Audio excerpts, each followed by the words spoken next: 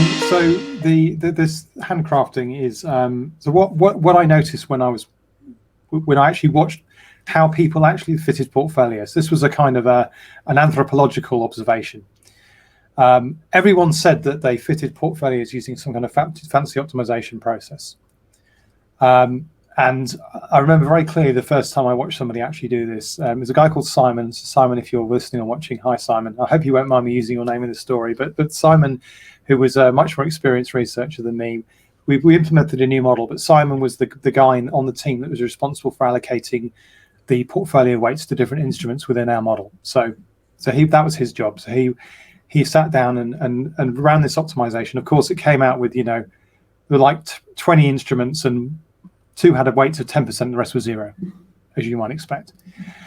I sort of looked surprised, and Simon said, "It's okay, Rob. Optimization is an art, not a science. Go and get yourself a cup of coffee, and when you come back, all will be well." I came back, and there were this beautiful set of weights. And what Simon had done was basically added constraints to the portfolio until the weights looked like he thought what they should look like. And there's no disrespect to Simon specifically, because I know loads of people who do exactly the same thing and probably still do it now. And I've done it myself. Now, I thought, well, this is crazy. Why don't we if we're going to just put in portfolio weights that we think look right, well, let's just do that. But let's try and do that in a robust way. So if you actually have intuition about how portfolios should be optimized, well, the first thing you do generally as a human being is you put things into groups. So you say, well, I'm going to put all my bonds over here and all my equities over here, and I'm going to decide my top-down risk allocation. That's the first decision I have to make. And the nice thing about that is from a mathematical point of view, by separating that into effectively 3 problems, a kind of how much in A, how much in B, and then how much within A and within B, those problems individually are much easier than the problem of doing A and B jointly. So effectively, you end up with a hierarchical approach, and this is quite commonly used. So there's the HRP, hierarchical risk parity, which is the kind of the more sort of high-end version of what I do, I guess you could say, coming from more of a mathematical background rather than me with my anthropological kind of observation. So the first thing you do is cluster. And then within each of those clusters, obviously, you work down until you're at the point where you have a cluster small enough that you can allocate within that cluster in a robust way. And actually, I used to use clusters of 3, and now I'm down to clusters of 2. And basically, you allocate within a cluster, you give 50% risk weight to each asset, because that's the optimal portfolio weight.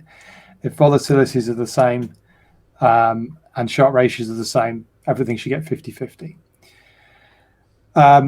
The next step then is to say, well, actually, if you do that, unless you've got you're very lucky, you're going to have bits of your portfolio where you're not going to have, you don't have equal risk weights when you should have equal risk weights. So for example, suppose you've got the same number of bonds and equities, but your equity markets are much more diversifying than your bond markets, then you'll have less risk effectively than you should do between those 2 asset classes. So there's a correction I do, which is called the diversification multiplier, and it's just the inverse of the weight, the sort of outer product of the portfolio weights. And basically, if you've got 2 assets that are uncorrelated, then their diversification multiplier is going to be 1.41, which is the square root of 2. If you've got 2 assets that are perfectly correlated, diversification multiplier will be 1. So you multiply all your weights by these numbers, and that effectively then gives you equal risk allocations, all the things being equal. And then you can then apply a couple of overlays, and one is basically Sharpe ratios to say, well, actually, I've got information about Sharpe ratios, so I'm going to use that to tilt the weights.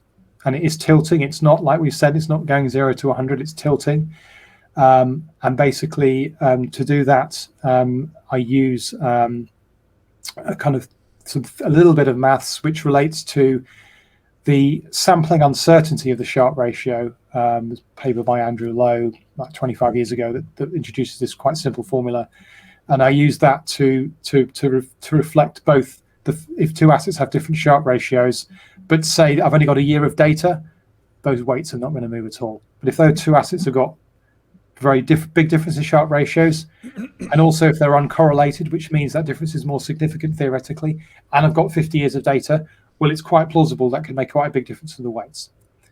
And this is all being done in a kind of assumption that all assets have equal volatility, which in my futures world is correct, but in my long only world is not correct because I don't use leverage. So then I'd apply a fairly simple stage which maps from risk weights to cash weights.